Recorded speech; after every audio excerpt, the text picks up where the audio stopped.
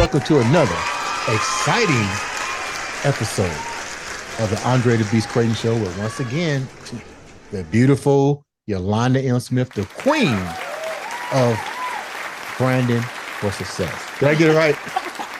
You got it right. Hey, Andre, how you doing? I'm doing great. Yes.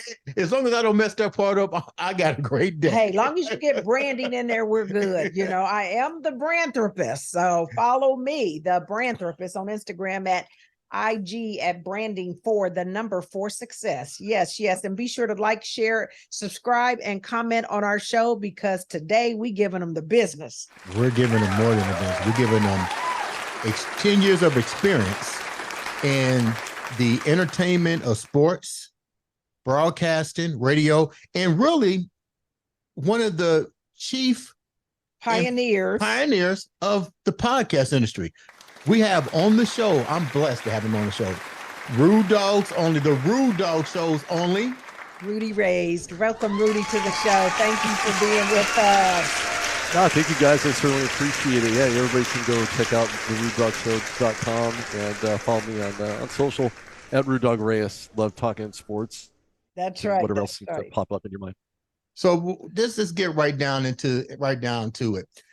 Let's start out with first, who is Rudy?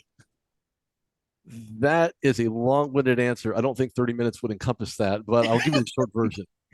Okay, I'm the brancher, because you're supposed to be able to say that in 30 seconds or less now. Sure. You do it. So you know you can do it. Yeah, I can't.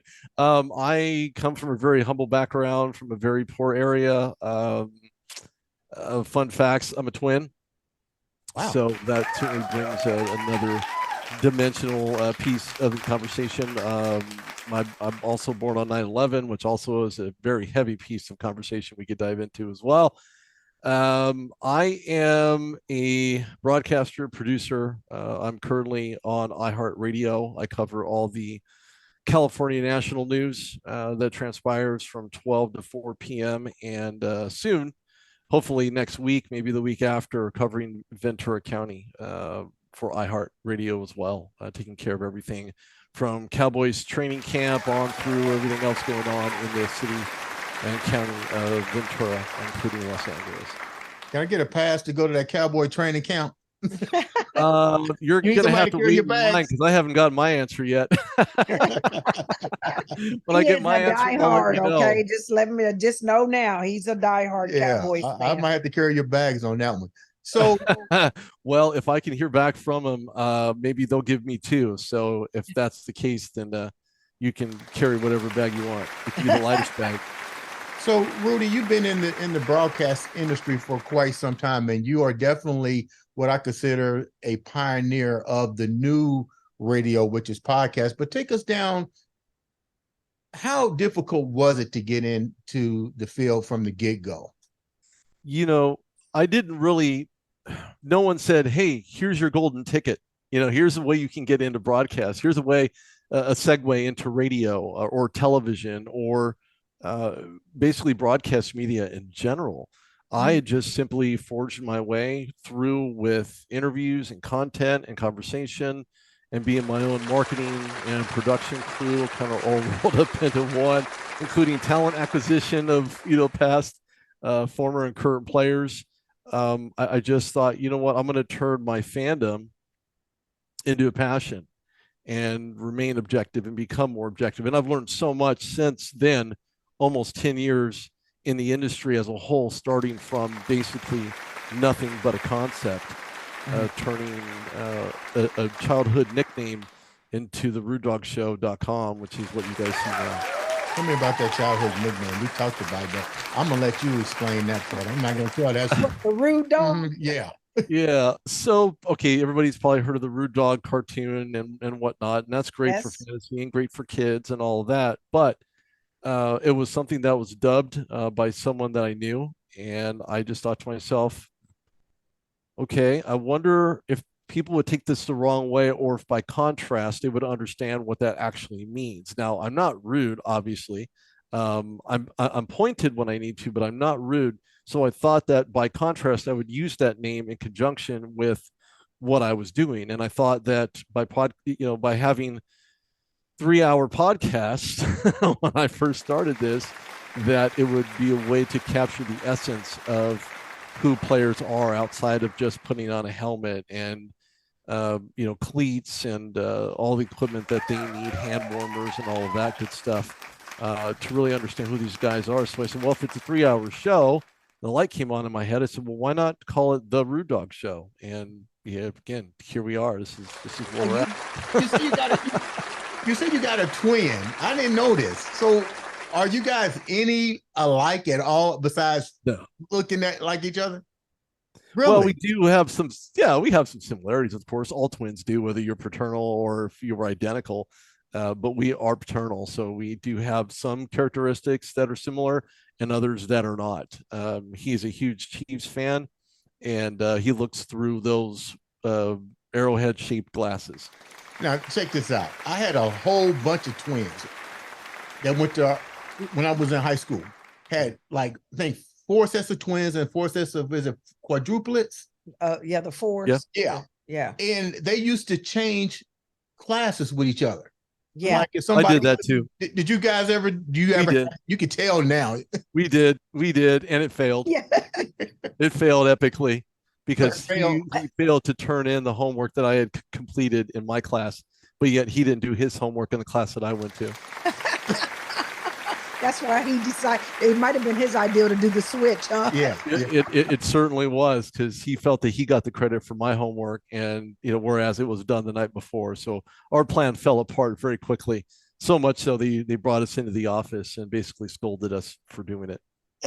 Now you said that when we was talking yesterday, and I really appreciate you giving me that time to do the pre-interview to get to know you and I mean, just speaking with you, I learned so much. But there was also a moment in your life where it was met with unfortunate trauma and tragedy. Can you elaborate on that? Because people fail to realize, and I like what you just said.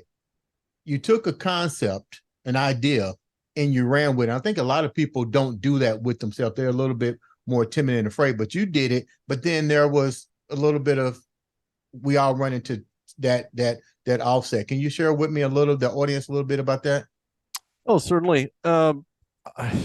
It was about 3 years ago, and I was, at the time, I worked for CBS 47, and those that know me personally, for the most part, knew that I was relatively healthy. I had no issues. I didn't show any signs of it. And then I got into an accident right down the street from where I lived, and a car careened on the driver's side by running a red light. It was green for me, and I went to the hospital. Initially, it was, well, we're going to check to see, what's going on. We're going to run a scan. Okay, fine, wonderful. You do your thing. I feel fine, whatnot. They had come back with lots of questions. I felt like I was being Columboed to death. Everybody knows who Columbo is. We'd always ask those questions and then ask more questions on top of those questions and more questions on top of those. So what that boiled down to was understanding what my patterns were in life. I did drink socially. I didn't drink heavily. And I was wired for sound because they found out that my kidneys, my liver, and other internal organs were shutting down, and couldn't find the reason why until they did a scan with contrast and found out that my esophageal path, my large intestine and small intestine were all bleeding, and I was septic. Wow. I could have easily died and not woken up from it because I was bleeding so severely inside. I had an iron deficiency, didn't know. They had stuck a K1 needle that was probably about 3 inches long right into my abdominal section to jumpstart my internal organs because they were shutting down. And through that, I was also checked for cancer. I wouldn't wish that on anyone. It was met with probably more pain than I've ever experienced in my life. Yeah, I was in a vehicle accident. Okay, fine. But when it came to being screened for cancer, having your hip being the most exposed part of your body was very excruciating as far as the procedure that was made. They had extracted bone marrow because your hip is the closest part to the surface of your skin, which makes it that much more attainable. And so I couldn't sleep for nights wondering what the results were going to be and if I was in another battle. And had that been a contributing factor to why I was becoming septic, because essentially if it was positive, it means I was dying in more ways than one. And of course, cancer is an unforgivable component to death, unless your body fights it. But since I was already bleeding, my chances of survival was probably nil or close to it. And so we take it that that was a negative. It was a negative. It turned out to be a negative. It turned out to be just bleeding internally. My diet changed. No coffee, nothing acidic, no ketchup, mayo. The list goes on and on and on. But do you kind of look at that and say that accident actually saved my life? Because when I look at that, I'm one of those that just feels like there's association and things don't happen just happenstance. It's usually for some sort of reason, because had you not had the accident, would you have even discovered those things? No, there would have been no way. And God saved me through and through, from basically top to bottom, inside and out. He saved me. He healed me. He gave me of course, I didn't understand the clarity I was supposed to have, being wired for sound, as I like to say, with IVs basically everywhere. And I have very long arms and I'm relatively veiny. So it wasn't hard for a nurse to find a couple of spots. And with that came, 6 units of plasma in association with that, which really meant that I was in for one heck of a roller coaster ride. I didn't know when I was getting out. I didn't know if I was going to live.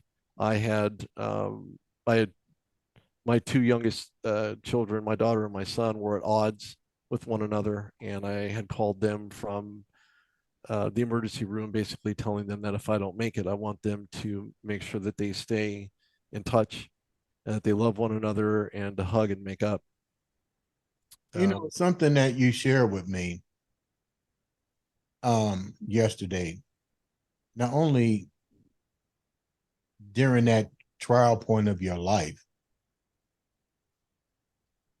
you really went back in during that time of self-reflection.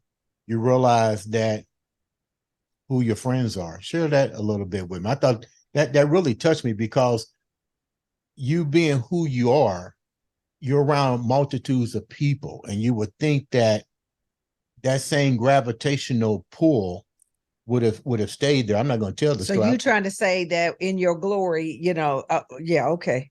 Yeah, he had to shake the tree. Tell me a little bit about that tree shaking during that time. I don't confide in a lot of people. Matter of fact, only a handful of people know the story, and people on social media maybe know a portion of the story. But for me, it was really to find out who was really going to be there for me. And it wasn't my family. It wasn't a friend that I had known for 40 years. I really had to kind of finer tune things to determine, who was on my list of being there and showing that they cared, and exhibiting, follow-up conversations. How are you doing? How are you feeling? I really had to do a lot of addition by subtraction, and really had to let people go that were otherwise, I would say, non-existent from a follow-up standpoint with me. Well, I think it's one of those things, who it's like, it's easy when it's all going well, and you've got things popping, you've got the athletes around you, you've got this, that, and then everybody wants to be at the party. But it's only when things take a turn and life happens, right? And we go and have challenges and things like this, that you really find out. I had a similar situation when I lost a job some years ago. I actually got fired from a job, a good job. And that job, though, that I had was very high visibility. You know what I mean? So that means we had tickets to the parties and to the galas and to the happening things. And all these people were around me. But when I lost the job, not because I guess I did something went wrong, but it was because of a gift that I accepted, and it was over the value of the gift that you should accept. Let's just say it that way. But it was amazing, and maybe similarly, how all of a sudden all these people who were so Team Yolanda, all of a sudden were not there. I mean, I could tell you literally on my hand and not feel every finger who was there during that time that I lost the job, just to say, hey, are you okay? Or do you need some groceries or something of that nature? Sure, exactly. And what I didn't tell you yesterday was that during that conversation, and that's a really good point. I was I was told that all I needed to do was call this individual, and they would come and pick me up from the hospital when I was able to find out the day I was being released from it. And the day that I called, obviously the day that I was being released, they were nowhere. They were nowhere around. Damn. They didn't return a phone call. I left a voicemail. I sent a text, and that person's no longer in my life. But to your point, Yolanda, you're right. You really have to go through, fine tune those individuals, regardless of who they are, regardless of their walks of life or what they do or who they are, or everybody puts their legs in the pants, in their pants one leg at a time. Yep. Somebody may be wearing Gucci's and I may be wearing Levi's, but the concept is the same. Yep. No, that's a good point. And so I had to, again, addition by subtraction, and just pull those people out who were barely hanging on by a fine thread to begin with.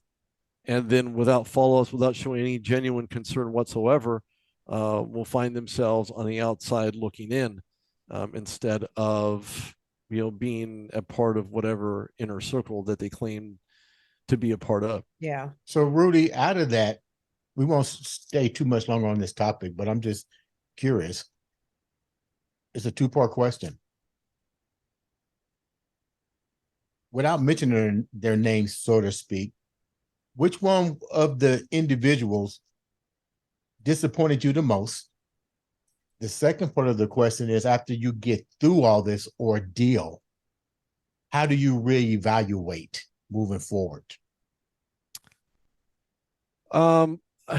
I've had to let quite a few people go, in fact, to answer your first question. Close people, not as close as maybe I thought they really were. I mean, hindsight being 2020, it was the right move. Mhm. It really was at the end of the day.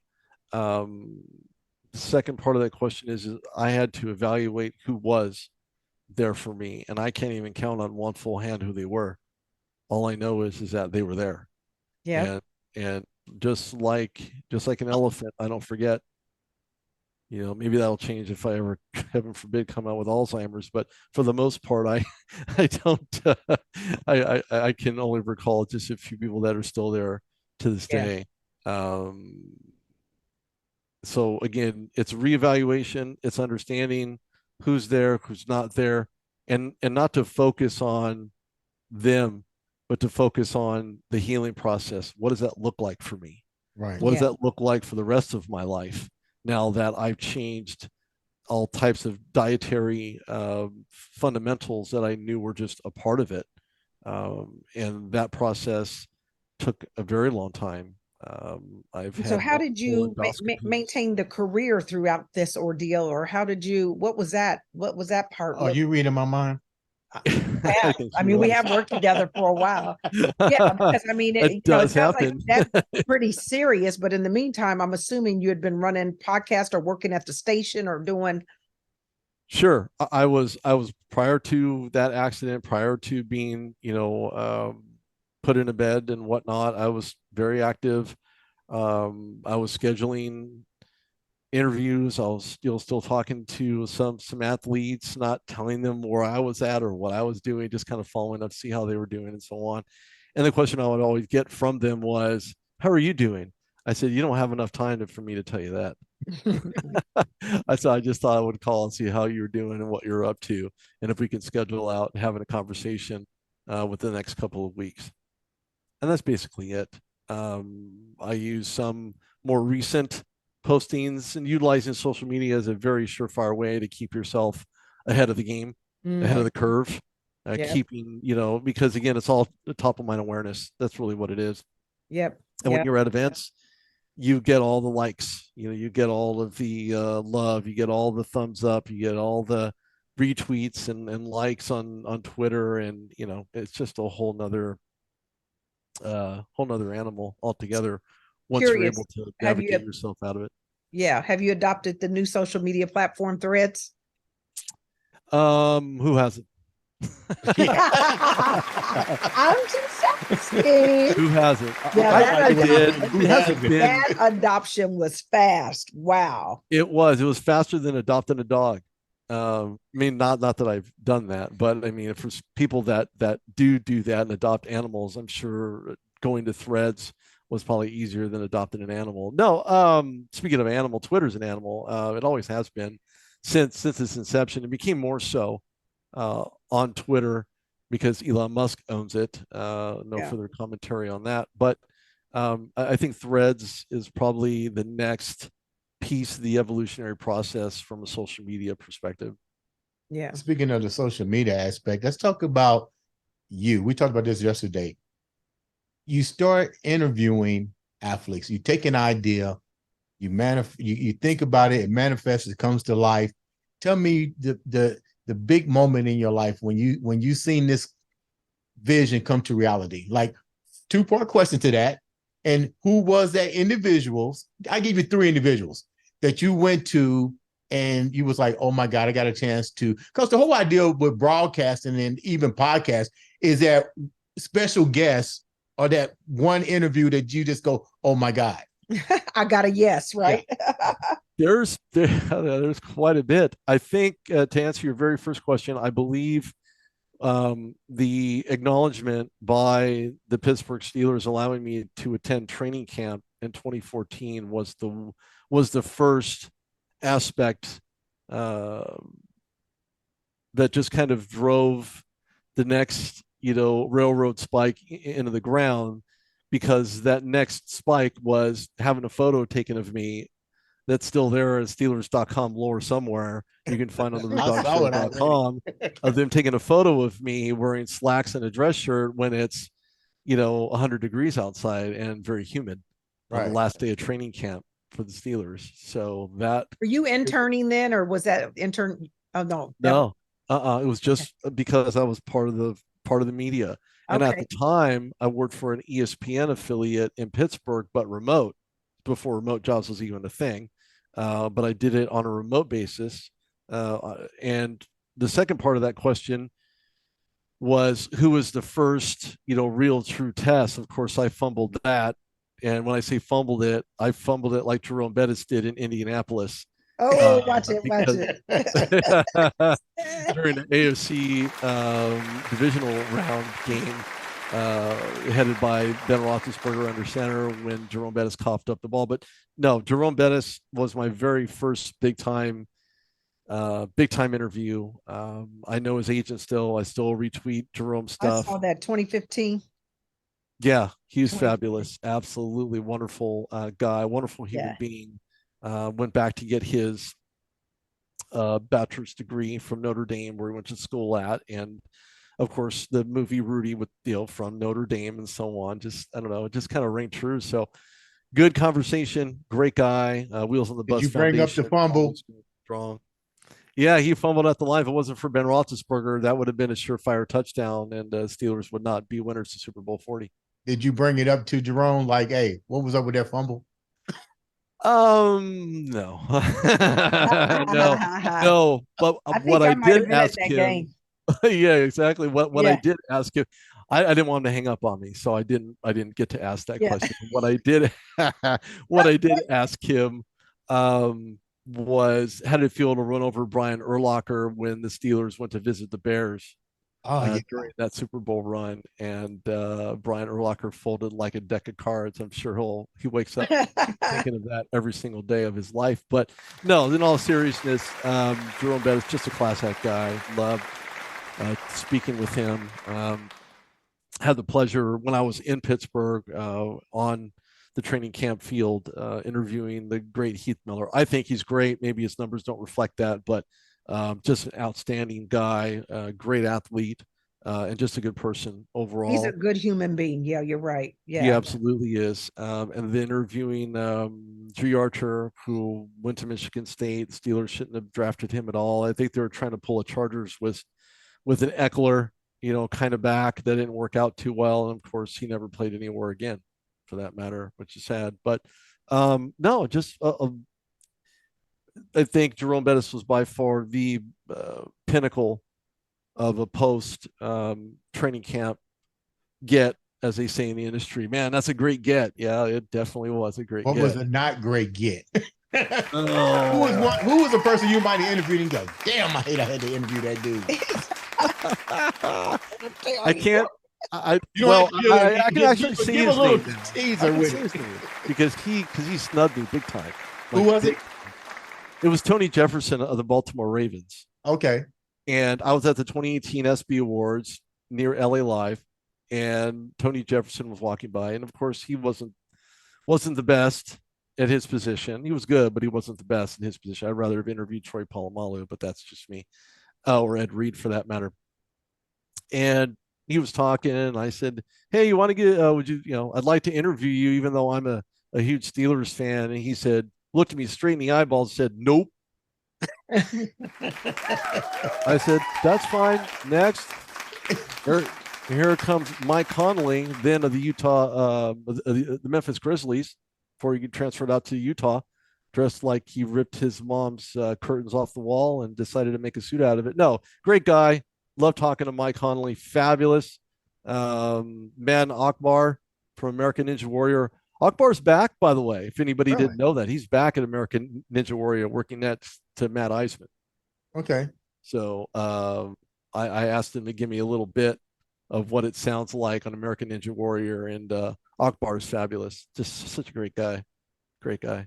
So you met a lot of coaches, and you shared with me one of the two coaches, one positive, one negative. Tell the viewers what that was about. Well, Mike Ditka, Coach Ditka, coached 85 Bears. Of course, Buddy Ryan was his offensive coordinator. And at one point, yes, his Coach Ditka's thought process of getting Refrigerator Perry on the field to score a touchdown didn't quite come soon enough. And Ditka was hell-bent on getting Refrigerator Perry involved in a running game when they were deep in the end zone, or near the end zone, rather. And Buddy Ryan said, nope, we're not doing it. Not having it. Don't want nothing to do with it. Not happening.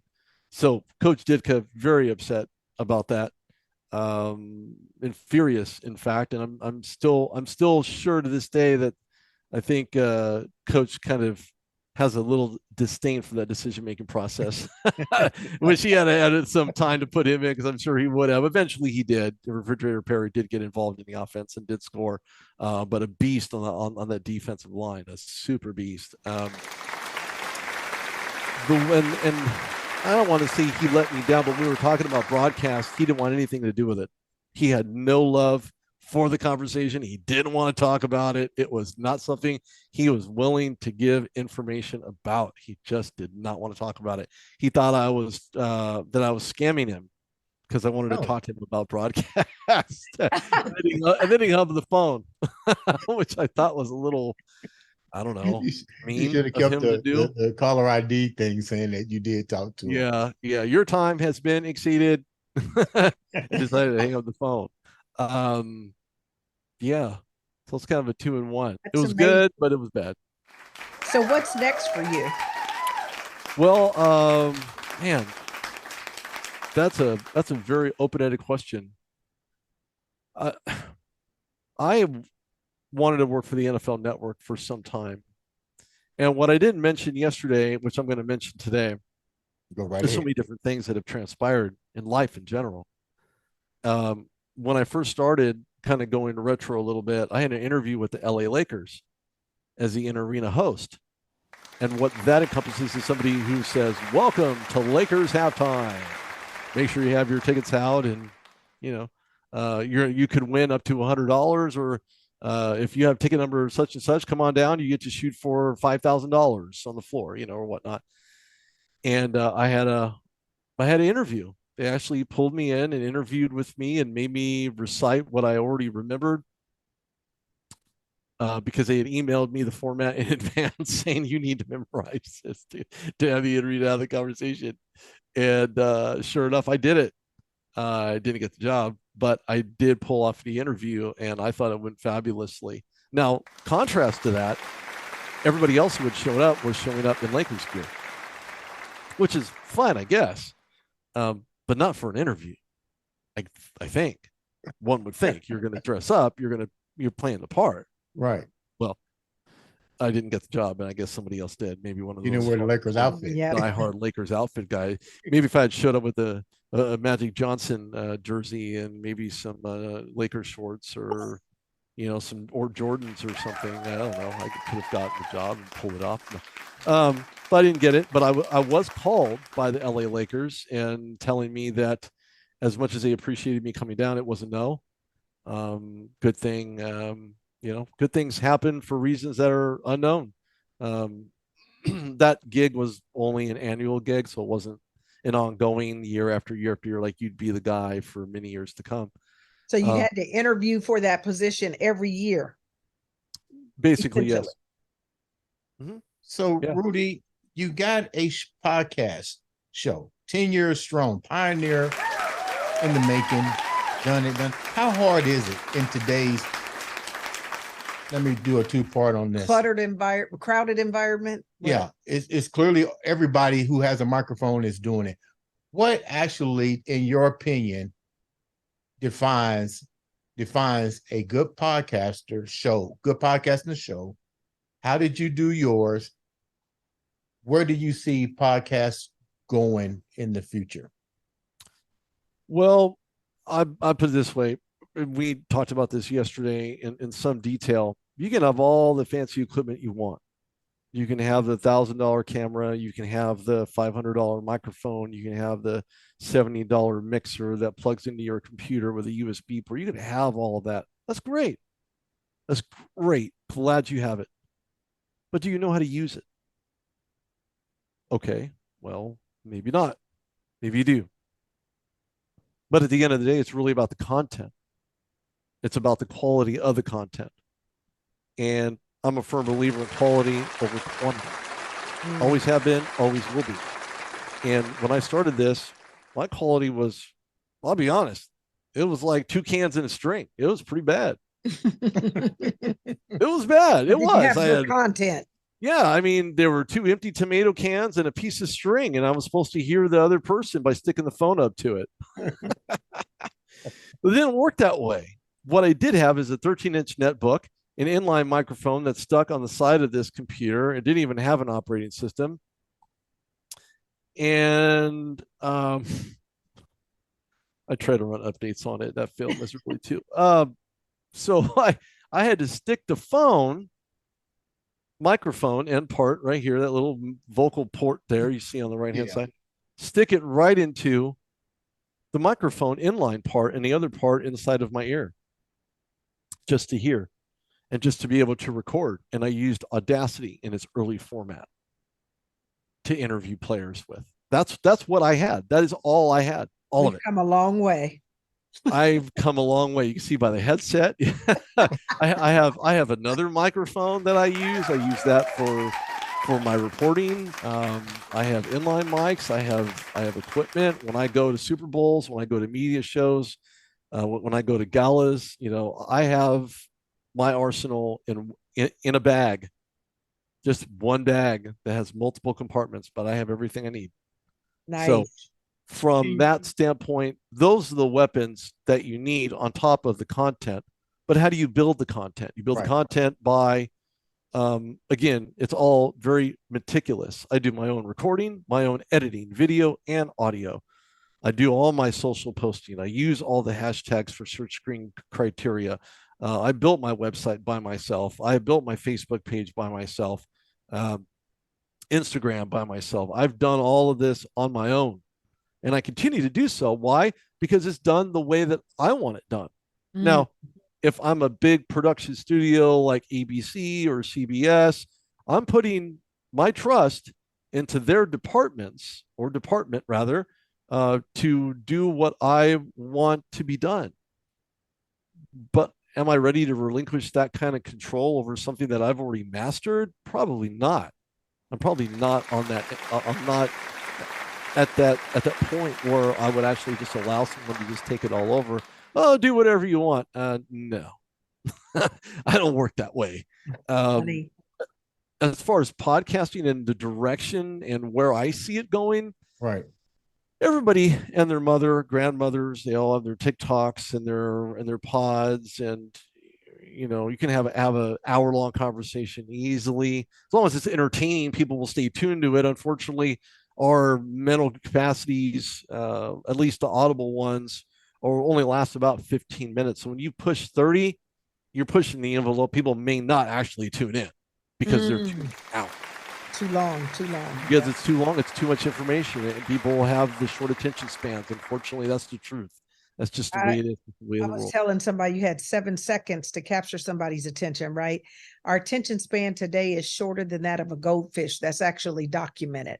Correct. You're absolutely right. How did they check the goldfish's attention? Probably did something to see how they could keep them. I think theirs is 8 seconds, ours is 7. What could I say? Well, plus minus a second. I think we're actually probably missing the boat. You're talking about goldfish, so I just said boat, but we're missing the boat on it, to be honest with you. Fundamentally, you have to separate yourself by being true to who you are, being true to what content you put out there, conversation pieces. Even editing this video would also be a very specified task. How long should I run it? Should I cut it in half? Should it be part 1 and part 2? Right. So many different equations that are unanswered at this point.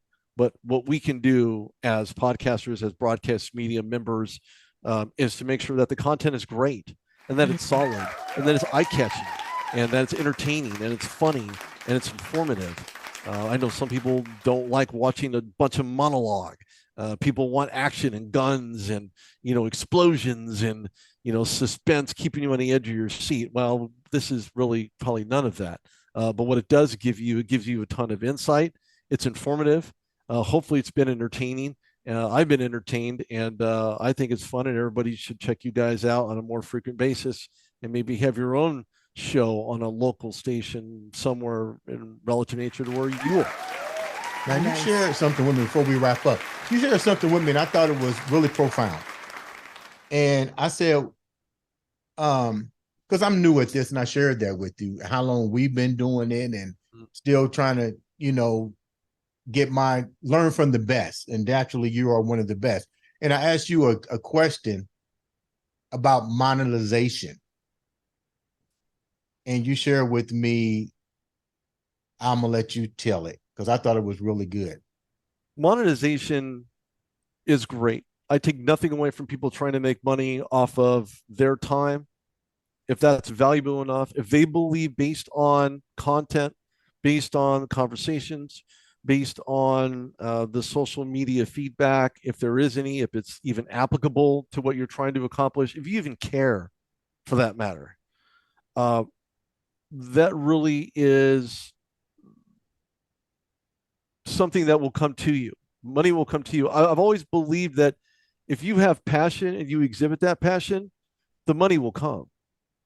The sponsors will come. Now I for real like you. You are the rude dog. I was saving that question for the last. I say all the time, Rudy, all the time. If you literally serve, if you just live in your purpose and your passion, that the rewards will come. You don't have to chase the money. The rewards will come. But that's amazing. I appreciate you saying that. That's true stuff. That's as real as I can get. No, am I going to be a millionaire making podcasts? No. Do I want to be a millionaire making podcasts? No.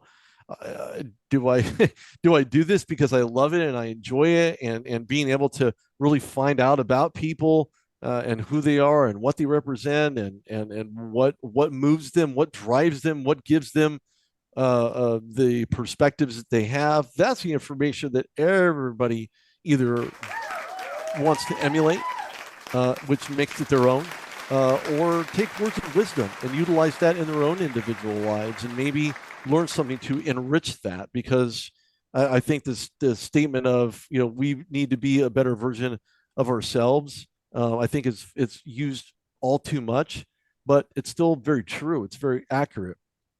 If we stay true to that, then we're staying true to who we are and following our passions, being self-motivated. Because if you're not motivated, if you're not confident in what you do, if you're not trying to gain ground, even in a very crowded marketplace that podcasting actually is, and you don't find a way to separate yourself from what other people are doing, then you're just the same fish going upstream, or you're one of those sheeple. I don't like to say, because people can be sheeple. They follow like sheep. Don't be sheeple. Be yourself. Nice. It would have to be, okay, I'm going to say it. This is off base, but I'm going to say it. Paul McCartney of the Beatles. Paul McCartney. Okay, that's fair. And we were just playing Paul McCartney. Most people don't know either. I was just playing Paul McCartney. That is funny. That's Sir funny. Paul McCartney. My bad. Sir Paul McCartney. Yes, Yes, sir. he was knighted Yeah. by the Queen. All right. Before we wrap up, leave the viewers with something positive moving forward in this changing world. Man, it's tough. This world is tough, and it's getting tougher, and it's getting more convoluted every day. Find a way to stay true to who you are. Be true to yourself. Be honest with yourself. If you're missing a certain component, find it. Sometimes the answers are closer to your feet than being in the back seat. Mm. And if you do that, you'll find happiness. You'll find that life will slow down for you to a point where not only are you enjoying your best years, because I'll be 50, but that those years will be the best years. And to always just be yourself and give of yourself to others. Because if you do, and you're honest about it, you're truthful about it, the good things will come back to you. Close us out, Yolanda. And that is another episode of the Andre the Beast Crayton